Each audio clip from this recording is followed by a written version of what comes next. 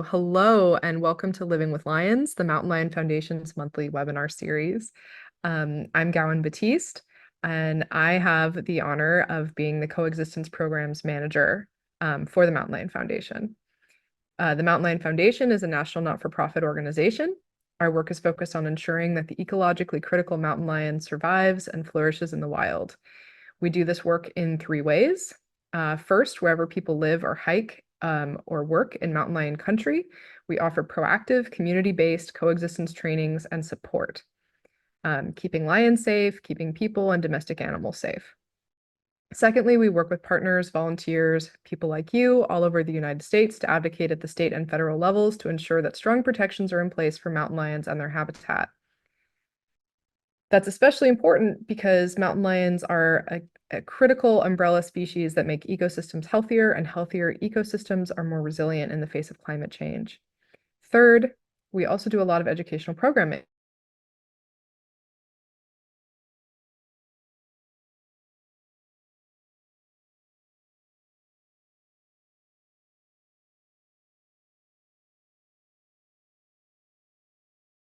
A new angle on how people and mountain lions can peacefully coexist. Please feel free as we are going on here to put your questions in the Q&A as our discussion and presentation is happening. It's not disruptive, and that will give us a nice stack of questions for the end here. This is such an exciting panel. And we always have a fantastic group of webinar guests as well. So I'm looking forward to some really great questions and engagement. So to talk about our fantastic panelists, today we're here to talk about mountain lion rescue. So we're here to talk about what happens when a mountain lion is in trouble and needs human intervention. And if you are a mountain lion in trouble, these are the people that you most want to see. So with us today is Dr. Alex Herman, who's the VP of Veterinary Services with the Oakland Zoo, Amy Gottlieb, who's the VP of Conservation at the Oakland Zoo, Dr. Deanna Clifford, the Senior Wildlife Veterinarian for the California Department of Fish and Wildlife, and Dr. Winston Vickers, Director and Lead Wildlife Veterinarian of the California Mountain Lion Project with UC Davis. So we are very, very lucky and very proud to have this great team here with us today. And the protagonist of today's conversation, this is Briar. This is a mountain lion kitten who is right now in real time being cared for at the Oakland Zoo. Briar is small but mighty. Rescued for vital care at 4 weeks old, he's the youngest kitten to come into care at the Oakland Zoo. So we will talk about all of this, but because of his circumstances, he is not eligible for rewilding. And so he will become a cougar ambassador. And we'll talk in depth about what all of that means, both for this particular little kitten and for mountain lions in California and beyond as well. So without further ado, let's meet our panel.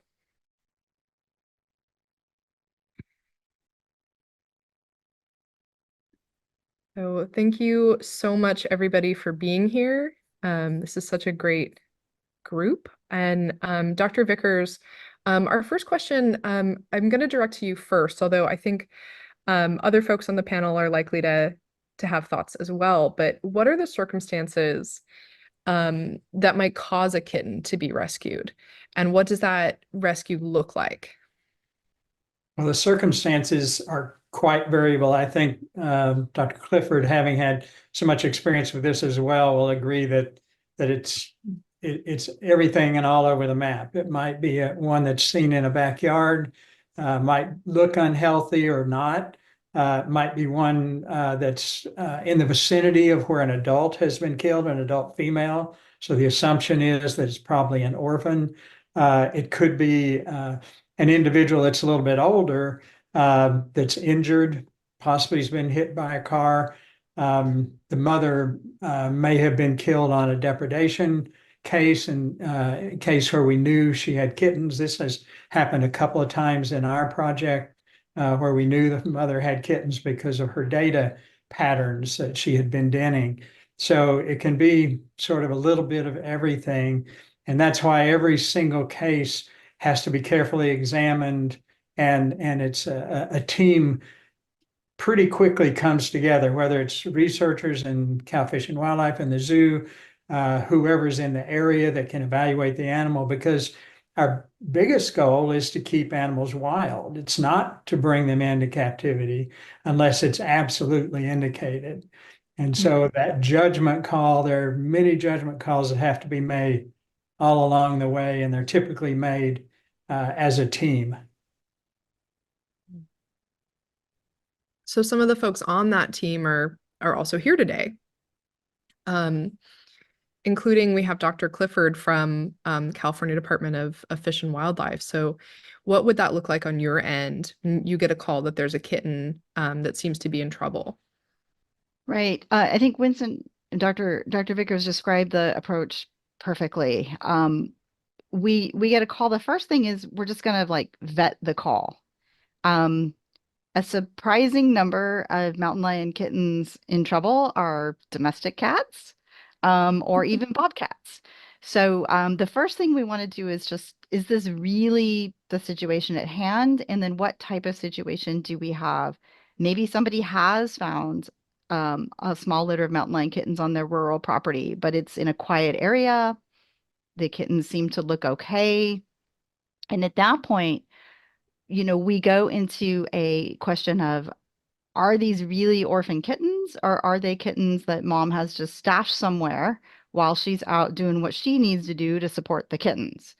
And so that is a key for us. And that is where really working with our partners, because sometimes maybe the kittens are in an area where we have an active research project like UC Davis's team. And so one of the first calls we're going to make is say, hey, do you guys have collared cats in the area? Is there a mom around here that you know about? And can we start information gathering? And that can be anything from talking with our research partners to mining people's Ring cameras to talking to neighbors, whatever we can find, there's information. And where it gets tricky is if these animals are in like what I'm going to call like a risky place.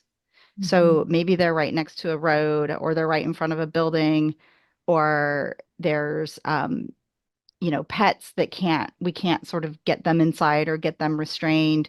And so there becomes kind of this instant risk assessment of, can we leave them there and work on figuring out if there's a mother in the area?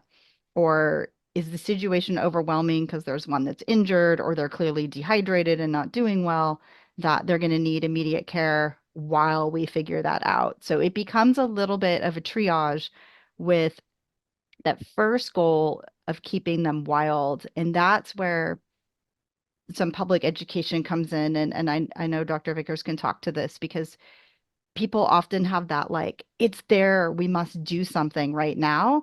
And that's where understanding like mountain lion ecology and how mother mountain lions take care of their kittens is a needed intervention point with the public. Right? People don't realize that mother mountain lions don't get room service. They still have to go out and hunt, and then the kittens, they're spotted for a reason. They're very well camouflaged, so it's normal for them to be left for periods of time. Yeah, Um, sometimes the periods of time are surprisingly Yep. long. Mhm. Could be a couple of days if she's having to make a large circle to find food. So, yeah, the one of the extremely valuable tools that we have are trail cameras that we employ near the kittens to look for the mother returning, and help us make that decision. that's really fantastic. I know that the whole team, ultimately, the goal that everyone wants is for that kitten to stay in the wild. But in the situation where they do have to be removed from where they are, they're dehydrated, they're injured, they're in the middle of a busy road, it's determined that their mother isn't nearby. What happens next? What happens when that kitten comes into care at the Oakland Zoo? And so, Dr. Herman, I'd love to hear from you what that looks like when that kitten kind of comes into your hands. What are the first things that happen? So, The picture actually of the intake exam of Breyer is exactly what we do. Unless we're receiving a 150-pound male that was hanging out by AT&T Park in downtown San Francisco, they're usually pretty small and we can handle them. You know, the adult animals, of course, need to be immobilized to safely do any kind of medical care for. But the little guys, usually we can just gently restrain them and get the initial intake information that we want. So what that is first of all, a full physical exam. You know, do they have any broken teeth? Do they have any injuries? You know, we've had one really badly burned baby mountain lion from a fire. We also do have a full hospital here at the Oakland Zoo, so we can get instant blood work results and see how dehydrated they are. Is their red blood cell count low? Is their white blood cell count high, making us think that they have some infection from their debilitation? So some of these guys come in pretty robust, just their mom was, you know, somehow parted from them, either hit by a car or depredation, like Dr. Vickers was saying. Um, uh, and then some of them come in and they've probably been starving and dying for a while, you know. Um, so depending on what we find on our initial lab work, our initial physical exam, we can CT them or X-ray them if that's appropriate as well. We put together a whole treatment plan. And really the healthiest little guys that come in, like Breyer was very, very young, but also fairly healthy. Really, we're mostly just treating external parasites like fleas and ticks, and internal parasites, which would be, you know, worms in the intestinal tract.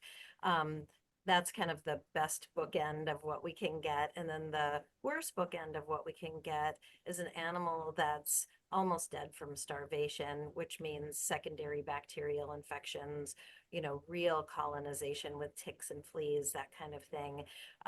So those guys, to save their life, and we are not always successful, those guys on average are in ICU 24-hour care with us for about 8.5 days. Um, and that's around the clock care where they're on IV fluids. We're monitoring for infection. We're monitoring for secondary fungal infections because they're so immune suppressed. We did start about 3 years ago doing full blood transfusions on the guys that come in with critically low red blood cell counts. And statistically, that group is faring better than before we instituted that rigorous program. And then happy to say that Silverado, our big, handsome permanent resident, also a graduate of the orphan program, resident here at the Oakland Zoo. He's the guy who is quite willing to do the procedure that we take a unit of blood from him to give to the babies. So, you know, he's saved 3 lives that way. And that definitely will be, you know, it's baked into our program now that we do that, but pretty intensive. Then the other thing for the babies too is we don't just save their lives, but we also pay attention to their behavioral needs. They've been through a massive trauma, being separated from their mom, whatever they went through since the separation, which, you know, we know from kind of the bookends can be varied. But how to make them not so fearful, how to make them, you know, habituate and feel comfortable with us, that kind of thing, as opposed to an animal who would be rewilded that would take a really hands-off approach too. That's fantastic. I love the fact that Silverado can go from being a rescued kitten himself to being able to help save other cats. That's wonderful. Yeah. And the Oakland Zoo is pretty unique in your ability to do take care of the medical needs of large cats. Here on the West Coast, you have specialized facilities for that. Yeah, so we have a 17,000 square foot state-of-the-art hospital. We have a CT scanner. We have a pretty big veterinary team. You know, we don't just serve as an animal hospital for the zoo. We do a number of conservation projects and are also a clinical teaching center. So we're lucky to have that capability. The other thing too is we're really lucky to be able to export it. So there's more and more interest in the zoo community with really talking about our native wildlife, really making a place in our zoos for our native wildlife. So, as this program kind of disseminates, we really want to get more homes for these orphans that are big naturalistic habitats, not just barely hitting the bare minimum of what's appropriate. Because one thing that's always very important to us is their behavioral welfare. What kind of life, obviously, we'd way rather have them in the wild, but really paying attention to the whole spooling out of their life in captivity. So that's cool. We're working on medical manuals, husbandry manuals. There's a new program set up in the AZA for mountain lions. So it's nascent, but expanding rapidly. And we're just really excited that we can have partners like you guys and CDFW so we can all contribute knowledge to really helping North America realize what a beautiful asset they are to our world. Fantastic. Yeah, thank you so much for that. And I think I really appreciate that you brought up their behavioral and social needs.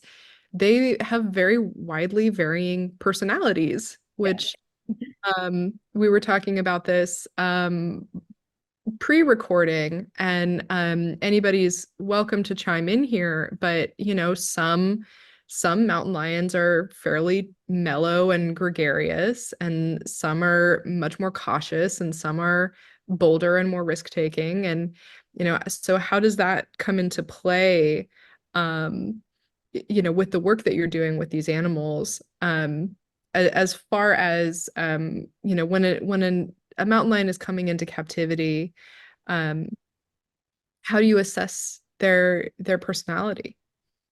So it unspools pretty quickly. Obviously the little kittens that come in that are trying to die, it takes a little while until they have the time and the energy to be themselves, but they're so different. Briar is gregarious, fearless, kind of a little homecoming king of a guy. And then we have other ones that are so much more shy.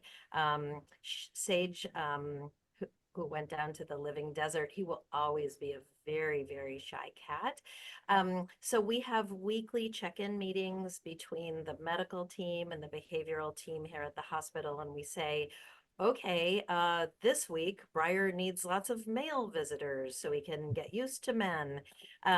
Or we'll say, oh boy, we allowed 2 people to visit Sage last week and he started hiding more. We really need to back up and recalibrate. So not only are we following trends with red and white blood cell counts and parasite levels and that kind of thing, we're having a close check-in about their behavioral work. We do have 2 full-time hospital keepers here who are dedicated and do the long hours, for example, when we're doing 7 small feedings a day. But we also do pull in Angela Gibson, who's the manager from California Trail, to work with us on behavioral modification. And then we do have an annex, which is basically a habitat. You can't see it in public, but it's behind where our adult mountain lions are up there. So the guys who don't need to be in the hospital still, but don't have a forever home that they can launch to yet, can go up there and see adult mountain lions, be in a much more naturalistic setting. Our hospital stalls are large and have indoor-outdoor access, and they can see the outdoors, but still it's a bigger, they can play and run and everything as they grow up there. Yeah, I've visited them, and they are really fantastic. There's just quite a lot of space.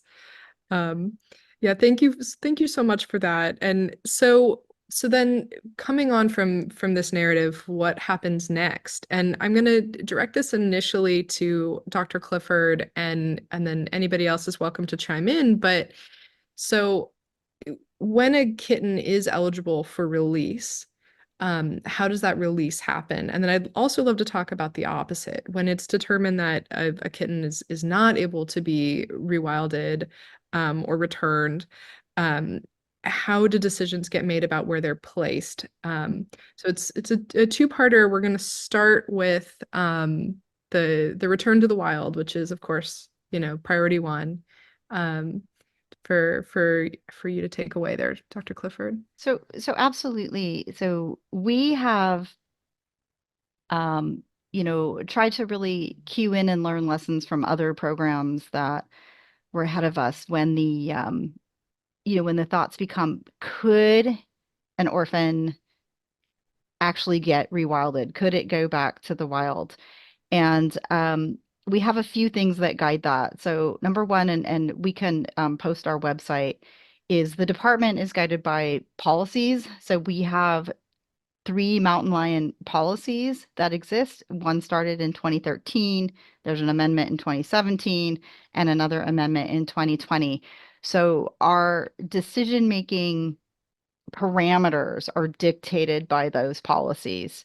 And cats sort of go into these categories of like a dependent young, a depredation animal, a public safety animal that's had like actual contact, adverse contact with a person, and then what we call like a potential human conflict animal, where there might be a risk of some public safety, but hasn't happened yet, right?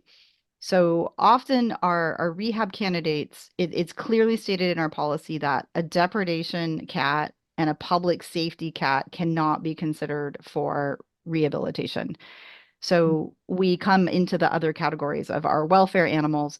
Then what comes in is to what Dr. Herman said, is really thinking through age, survival skills, and degree of injury or impairment or care that is needed. So our goal is to return a functional cat that can do what mountain lions need to do or has the ability to learn it, but be able to move and ambulate and be behaviorally afraid of people. And that is really big. As an agency, we have to consider the public safety side of rehabilitating large carnivores. So that is, a rehabilitation cat, no matter what, has spent some time in human care. So we're very strict on those things. And we started meeting a few years back with the Florida Panther Conservation Program, because they're the only other state that I'm aware of that actually takes lions into care, rehabilitates, and re-releases them. And we said, well, let's learn from the people already doing it. What are their sidebars? What cats are eligible or not eligible for release and rehabilitation? And what pearls of wisdom, as fast as we possibly can I glean from them? And so we talked with both the Florida Fish and Wildlife Commission, with veterinarians and keepers at White Oak Conservation Center, who is one of the lead centers for mountain lion rehabilitation in terms of Florida panther.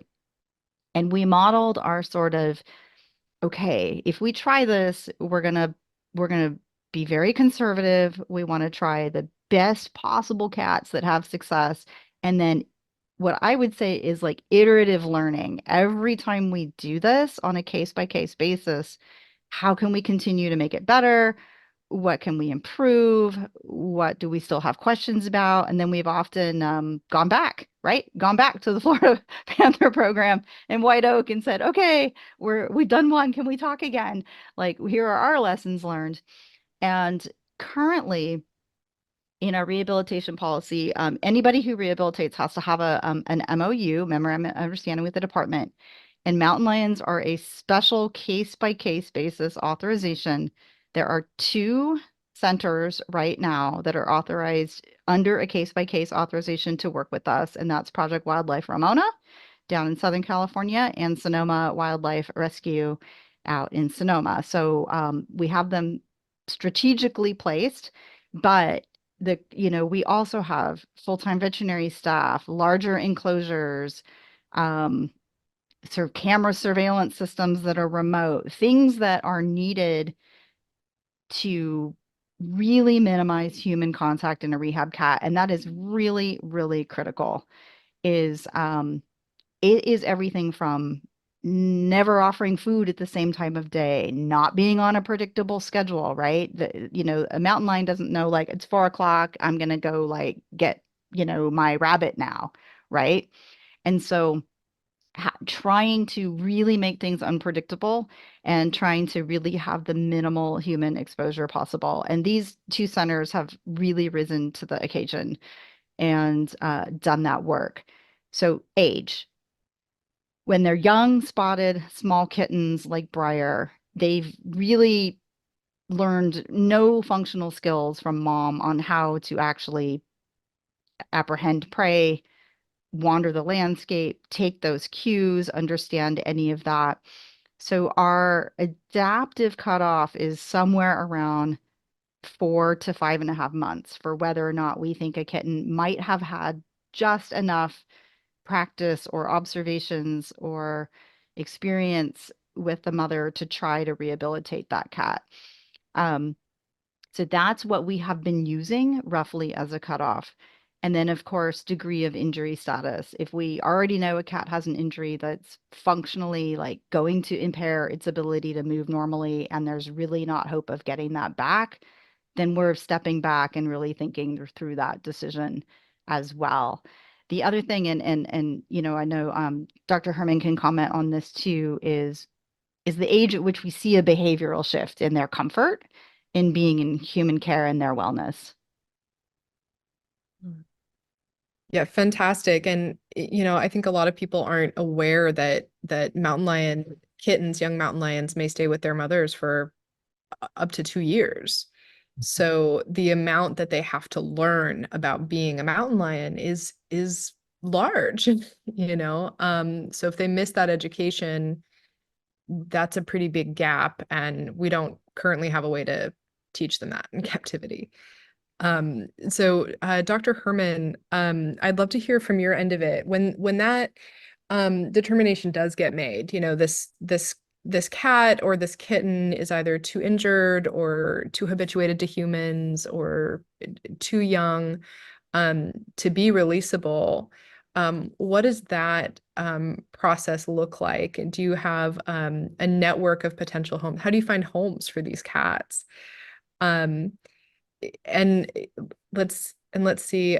Some folks mentioned in the chat that your audio was a little low. If you could either turn it up or maybe move closer to the mic. I'd love for everybody to hear Not a problem for me. your answer here. Great, thank you. Is that better? That's great. Better. Okay. So first of all, this decision actually has to be made before the kitten comes into us. Dr. Clifford's team, my team will chat over the cat because really the way we work with them is completely different. So that crossroads, the direction the kitten is going is decided before they come here. So if we have a healthy older cat, we might never let them see us, keep them here no more than one day, do a basic medical workup, put some identification on them, and let them go. So we would know that before that cat walks in the door. If we have a little guy that needs a blood transfusion, there's no question that they're not a 6 weeks old, need a blood transfusion. That fact alone eliminates their eligibility to be rewilded, just because by the time we save their life, they will be habituated. So really that decision is made before they even arrive, just so we know how to handle them. The few animals that we have seen that have been able to be returned to the wild, we're covering up all windows and doors so they can't see any humans while they're here. We'll have loud white noise on so even if we're really quiet 3 rooms away, they can't hear us. So it's very, very different than a little guy in ICU with a staff member, really there for 24 hours a day trying to save their life. So that juncture is determined before we even start treatment. Yeah, and Dr. Hermy, one of the interesting things is, there's an age at which, although it's not optimal, there is some data that shows that orphaned kittens that are slightly older, they do have a chance. So we have to weigh that. Like, do we pull them into captivity for rehabilitation, or do we give them a chance if they're like 9, 10, 11 months old, 12 months old? Do they really need to come into captivity, or do we have to say this is a tough situation, but you're in good body condition and you're healthy and you're not, staring in people's back porches and windows right now. Let's get you into better habitat and give you a chance. In those situations, we will usually collar the animal and monitor. And there's never a guarantee. The odds are always against them, but there is some data that says they can survive, although their odds are lower than if they would have had a mom. And so it's that weighing of the captivity time at all versus some lower odds of survival, but they seem to be doing okay at the moment. They've just gotten kind of like in a pickle in a neighborhood right now, and we need to get them to better habitat.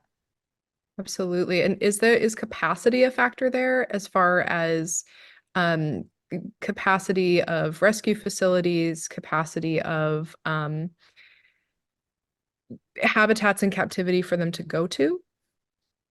Absolutely. Yeah. I have meetings about this Mhm. regularly. So a couple things.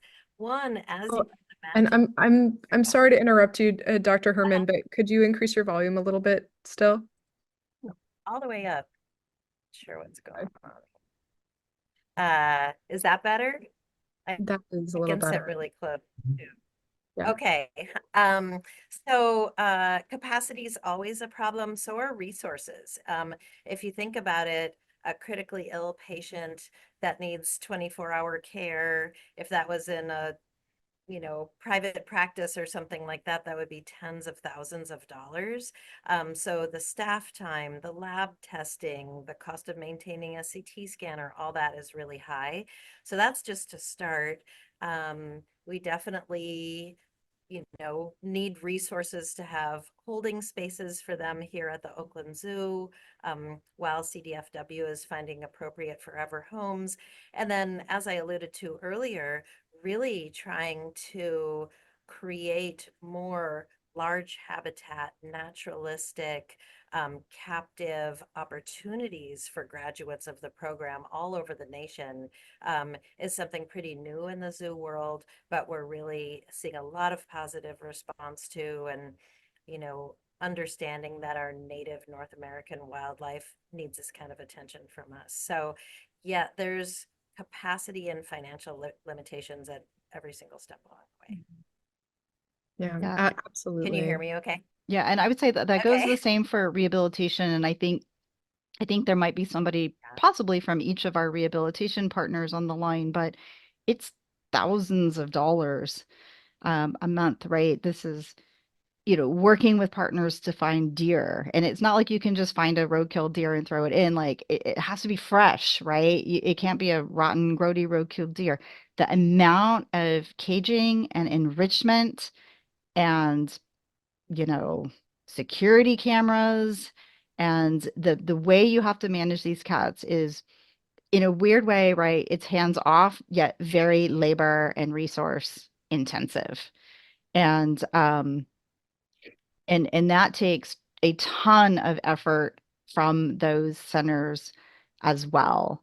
In terms of the department, our when our policy does say that if rehabilitation is done, that those cats should be followed with telemetry. So that's going to be a satellite collar that's a couple $1,000s, the staff time to do all that effort and follow those animals. And sometimes we work with our research partners. So if we're in an area that has a research project, then we're going to be, holding all these meetings pre-release, coordinating it with our partners, monitoring the cat, sharing that information about those animals, because we have to monitor them closely, for sure. And I had a colleague who I respect very well that said, Deanna, a rehab cat comes out with a strike against it, right? It's already been through a process. People know it went through something different than a normal upbringing. And so our bar, both health-wise and behavioral-wise, for that cat to be released again is very high. I might add that several of them that were followed with collars have been quite successful though. And that's the good news on that, because it is new, this program of trying to do that in California. And I'll give a shout out too, besides to the rehab folks, there are a lot of other veterinarians and a lot of other several other zoos, the LA Zoo, the San Diego Zoo, that participate in these efforts. So it's a big community across the state that works to try to keep these animals conserved and also as many back into the wild as possible. Yeah, and Dr. Vickers, it's a great example. I feel like probably some of you have like the Jaws ringtone on your cell phones when I call, because it's gonna be like New Year's Eve, Thanksgiving Eve, Christmas Day, because this never happens Monday through Friday ever. Yeah. And like our network of trusted people who A, pick up the phone when I call, and B, say, I can be at a staging area, in Santa Clarita at a clinic and get radiographs on that cat in 2 hours, right? And all of a sudden they are dropping whatever their lives are happening at that point in time, and and they're doing it. I distinctly remember a New Year's Eve and a New Year's Day cat with Dr. Vickers for sure. And an entire New Year's Eve where mostly I just think we were on the phone trying to get an animal that had been hit out of a bad situation in the middle of nowhere in Sonoma County. So it's really dedication of these people, and I can't thank our network enough. And so we have a lot of people on speed dial. I sort of say my goal, we're not there yet, but is to sort of be like strategically placed within about an hour of somebody who has that expertise that could at least do an initial assessment, which is what we've done before. Like we've had in the San Luis Obispo Monterey area, they've gone to Monterey SPCA for like an initial assessment. Is this cat stable or unstable? And then it might be stable, and then it moves to Oakland. And so we've done that before, assess other places in Los Angeles, and then get to the rehab center to try to provide as timely of an assessment as we can, given our resources. Thank you so much. And so to talk about the element of these cats in the wild and staying in the wild as much as they can, and especially the idea that a cat that's received help already has a strike against it. Um, what is being done and what can be done, the role of coexistence, of creating a kind of pride of ownership by the community where these cats live. Ms. Gottlieb, I'm going to direct that to you with the work that you do. And it was fantastic to get to do an in-person event with you a while back. It's nice to be on the other end of things where to host you this time. But I would love to hear a bit about the work that you're doing. Sure. Well, I want to start by saying, just backing what Dr. Clifford said, that it really takes an alliance, and alliances aren't easy. That's a lot of trust building, a lot of letting go of your own real identity as an organization to see what can we all do for the good of coexistence and these cats and the people who share that habitat. And that's meetings and working through the bumps and looking for funding together and talking to your supervisors and then working with the public. So it really is just takes a whole village and whole community to make this work. So much appreciation for that. So I don't know how many of you have seen a mountain lion, but I can tell you the first time I got to see our mountain lions, Coloma and Silverado, who are ambassadors at the zoo, I was very blown away. I knew they were beautiful. I knew they were huge. I knew they were incredible, but not until you actually see one can you feel it in that way. And these organizations who do take them and offer fabulous homes are in such a wonderful position to show them to the public. And it isn't our first choice for them by any means.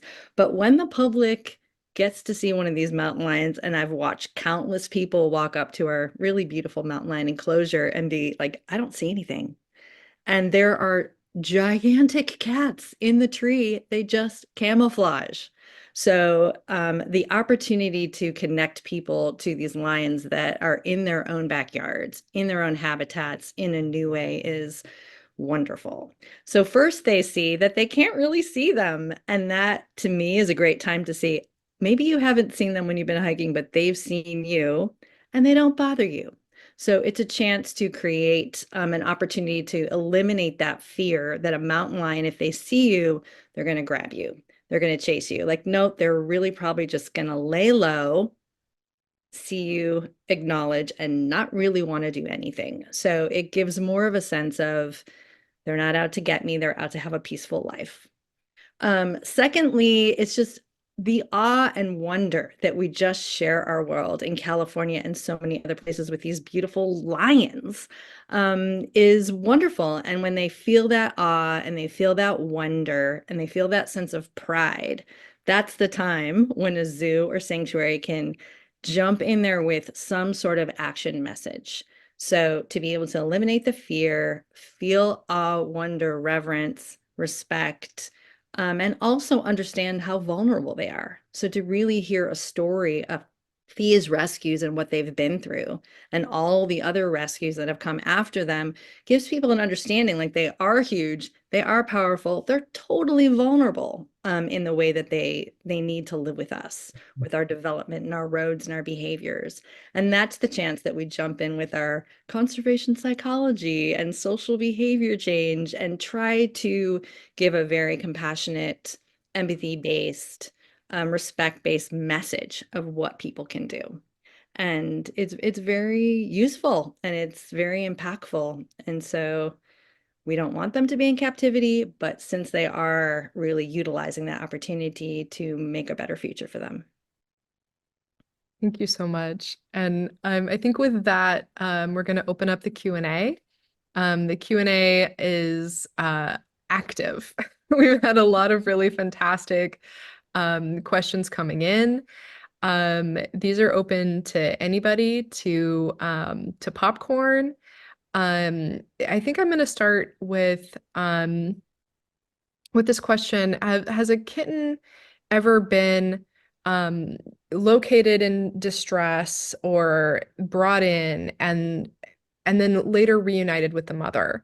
Does that happen? How often, if a kitten is in distress, are you successful with the mother comes back and picks that kitten up on a game camera? So I can take that from some of my experiences, and then Dr. Vickers might have a couple more potentially. Yeah. So I was thinking through this morning in terms of what we have done. And we had one instance in Santa Cruz County. It was during all the rains, those crazy rains we had over a year ago, that there was a kitten on a stairway for multiple days and it was starting to get wet and cold.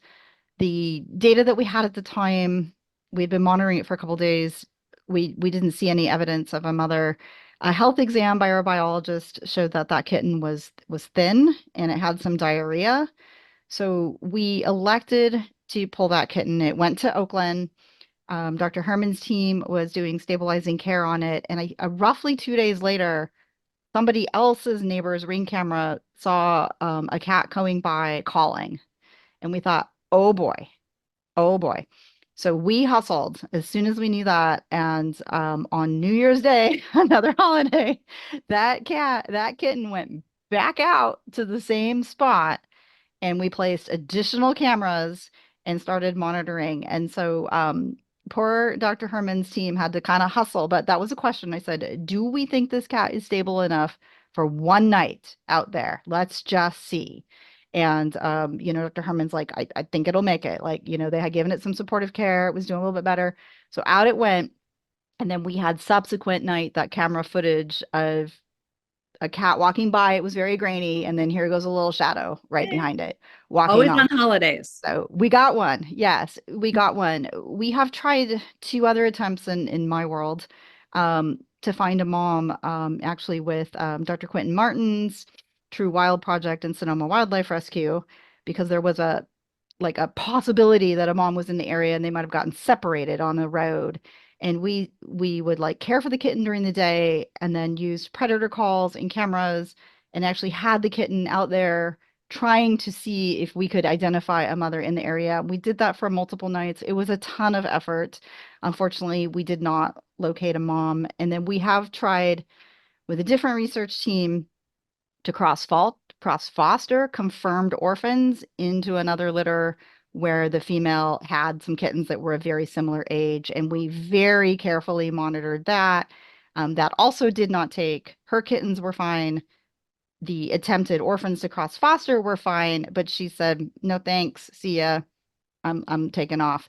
So we have tried when we've had these opportunities and these willing partners to take a risk and to accept that risk, but to try to get these kittens back into the wild. And those are the ones that I'm familiar with. We had one that was a kitten that had gotten behind a fence at a Boy Scout camp when the sun came up and the Boy Scouts started stirring around, and the kitten was frightened and had gotten kind of up in a corner. So we captured it and assessed it health-wise. It was a healthy kitten. We had every reason to think that the mother was around somewhere, and we knew that some of our collared females were in that area. So we took a chance at that time, several years ago. We did mark the kitten with a pit tag, a ID tag, and took it back. And we had cameras around. We never saw the mother, but the kitten disappeared. And a year later, or maybe 2 years later, we captured that kitten, and it was the same kitten. So we knew for sure that had worked because it had grown up and become an adult cat. That's fantastic. Thank you. So there have been several versions of this question asked by multiple people. So in regard to needing to place a mountain lion that's not releasable, how do you find a facility for them to be a captive cat? How many facilities are there? Is it competitive? What are your criteria for considering them? So potentially I can start, and then Dr. Herman can top me up. So the department, we have pretty specific criteria, but really what I'm looking for is a fit for the cat to the place. And as Dr. Herman alluded to, these cats have different needs. Some are more social, some are less. Example, I had a 10-month-old that was not super social, that had to be placed. It could not be released. So we went for a sanctuary placement in Shambhala because it was not going to have heavy visitation, was a very large enclosure, and they could work with that particular cat. But it is very challenging. There are only so many rooms in the Mountain Lion Hotel, and every time a new cat goes somewhere, that's a 15 to 20-year commitment for that facility. And so it is not usually competitive. We are usually working with a network of skilled facilities to constantly keep in touch with different facilities and figure out who might be a good fit. And I think it's a good time to kind of talk about maybe Dr. Herman about like how the Oakland Zoo is trying to help us maximize placement opportunities and be most efficient with where we put our cats.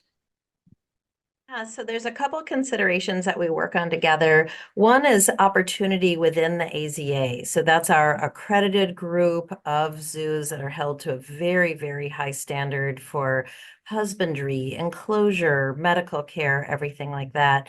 So one thing is trying to expand the opportunities for North American native species within the AZA. So that's one thing, is make more rooms at the hotel, push the value of these animals as ambassadors for our ecosystems. So that's a consideration. And then also really taking the high standards that we would have for behavioral management, for enrichment, for size.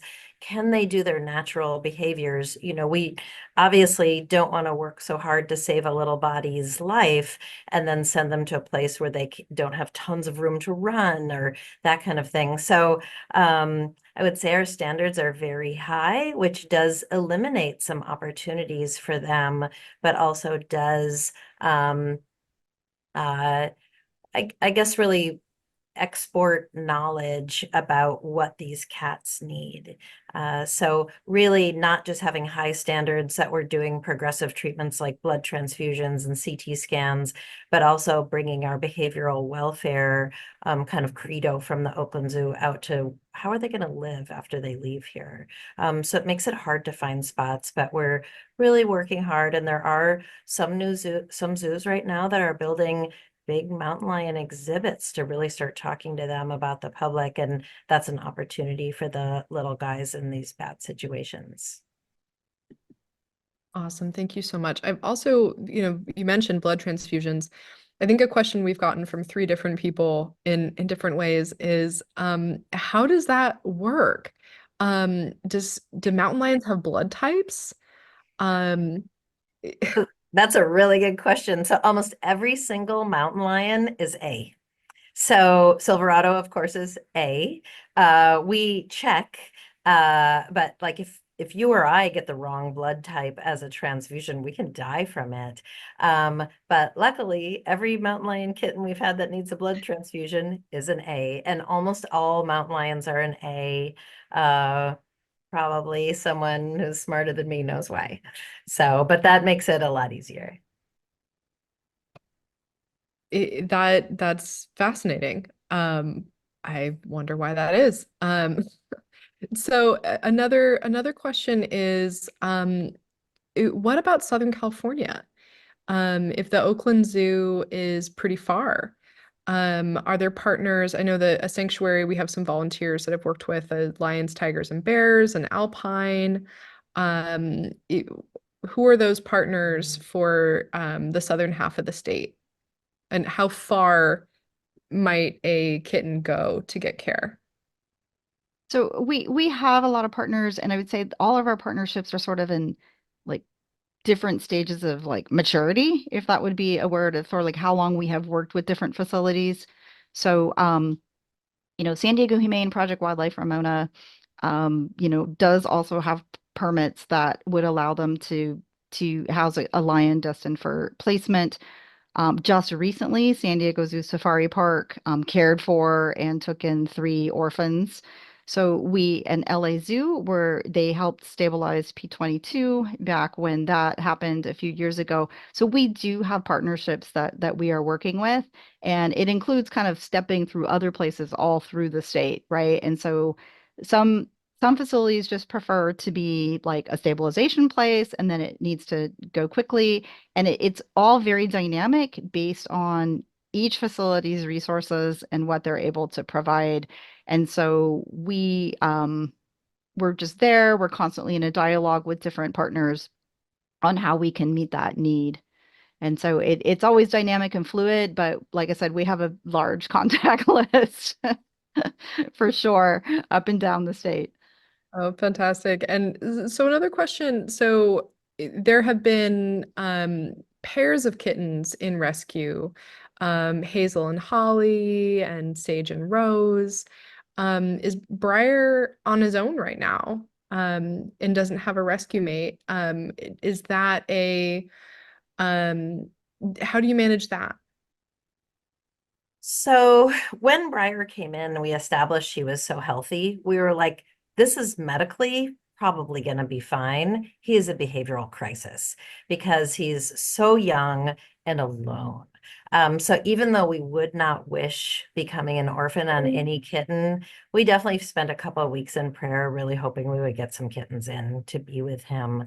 Thankfully, for young, resilient, brave, gregarious Briar, he seems pretty unfazed by the whole thing. So we're really, we have cameras on them 24 hours a day that we evaluate. So when we're not with them, we can make sure they're not developing stereotypic behavior, which can ruin their whole lives, that they're not distress calling when we're not around and we just don't know it, that kind of thing. So we videotape them 24 hours a day. The hospital keepers review the films. They elevate anything. We modify our behavioral treatment plans based on those films, that kind of thing. And he's just been a little champ. So I would say with someone like Sage, if he hadn't had his sister, it would have been a quality of life threatening behavioral crisis. With Briar, we see him on camera and on purpose. We leave him alone so he can learn how to self-soothe by himself, and then we have bigger social feeding events for him. And when he's alone, he just plays and sleeps, and like no sign of any of the stress behaviors that we know we can do when they're really in crisis. So depends on the personality for sure. But we're lucky with this one. A singleton is something we never want. It's behaviorally not normal for them. But luckily he's a guy that's doing pretty well with it. It's fantastic. And, he's a lucky kitten to have you, especially for a little guy who's from El Dorado County, which is an area that has an unusually high level of depredation, killings of mountain lions in the state, and has had some human mountain lion conflict. So we're very active in that area for our organization, and we're really grateful that Briar can be such a great little ambassador coming from El Dorado County. So a question that again is showing up all over the place, and we're getting down to the wire here, and there's many more. So there's still coming in. This has been such a fantastic group. The attendees of this webinar are really just, we have everybody from a class of students who are listening live in LA to other conservation professionals, scientists. It's a fantastic group of attendees, let alone panelists. But to talk for a second about how many mountain lions have been through the Oakland Zoo at this point, um, and what is the kind of projection of capacity. So in terms of how many mountain lions have been rescued so far, um, at that facility, and how many could be taken in at a time? So that's a complicated question. Easy to say 27. Briar is number 27. How many really depends on what other animals we have in our care. We provide a lot of medical services for mid-California condor and Northern California condor flocks as well. So if we have a big condor crisis, we won't have as much space, and really staffing is usually our limitation for mountain lions. So kind of depending on the other animals that we have to care for. Luckily, we've never had to make that tough decision, but I would say staffing is a limited factor. Also physical plant. If we have little guys graduating from the hospital to go up to California to the more naturalistic annex, like I would love to quadruple the size of that annex, and we just don't have the money. So I don't know, like staff wise, if they're all healthy and we just had to attend to their behavioral needs, we probably could take 2 litters, but then that's intensive on the part of the hospital keepers. Right now our shift is pretty much 7 a.m. to 9 p.m. for Briar instead of a normal 8-hour day. So we have staggered hospital keepers, extra hospital keepers coming in, keepers coming down from California Trail that work with the adult mountain lions. So it's all pretty labor intensive. So I think probably staff is the limiting factor most of the time. But so far we haven't not been able to take anybody. Wow, thank you so much. And so our final question, which comes from our classroom that's listening in, is what can they do to help keep mountain lions from extinction and to stay healthy and stay wild in California? I think can that's throw me. out some ideas. I'm so happy that there's a classroom or two watching and these fabulous student questions. So I would just say, keep on learning, keep on asking those questions. We're counting on you when you get older to take over all of this. Well, there's, stopping rodenticides, slowing down when you're driving in these areas, supporting overpasses and underpasses, which luckily are becoming more prevalent, more popular, but they take support from the community and funds. There's keeping your pet safe. You don't want to attract a mountain lion to the wrong area, keeping your dog on a leash. When you're walking on trails, when there's appropriate signs that say to do so, sticking with those guidances. If you have backyard bunnies or chickens, cool stuff like that, you can use Mountain Lion Foundation or other orgs to ensure that those enclosures are really secure. You're not going to bring a mountain lion over to your yard where it's unsafe from cars. So that's a good starting point, but alleviating fear and just feeling that protection and feeling that desire to take action is a great place to start. Well, thank you so, so much. You can also sign up to receive action alerts for ways to help mountain lions in California and across the country. It's join us at mountainlion.org. We've also got all kinds of resources about how to actualize all the things that Ms. Gottlieb is talking about. And with that, we have run through the hour and there's so much more that we could talk about. There's many more questions we don't have time for. I am so appreciative for everyone's engagement. I'm sorry that we can't get to all of them. Many of these lovely people are reachable through their websites. I am reachable through mountainlion.org. And this has been a wonderful discussion. I have been so honored to have you all here. This has been a Mountain Lion Foundation Living with Lions webinar. Our work in all 50 states is funded by you, individuals who care about mountain lions, their habitats, and the world we share with them. If you're not already a supporter, you can become a member at mountainlion.org. And on our website, you can also find a bunch more resources about everything that we're doing. And on the Oakland Zoo's website and social media, you can see a whole bunch more about Breyer and about the really great work that these fine people are doing. So thank you so much for spending part of your day with us. We appreciate you so much, and have a lovely afternoon.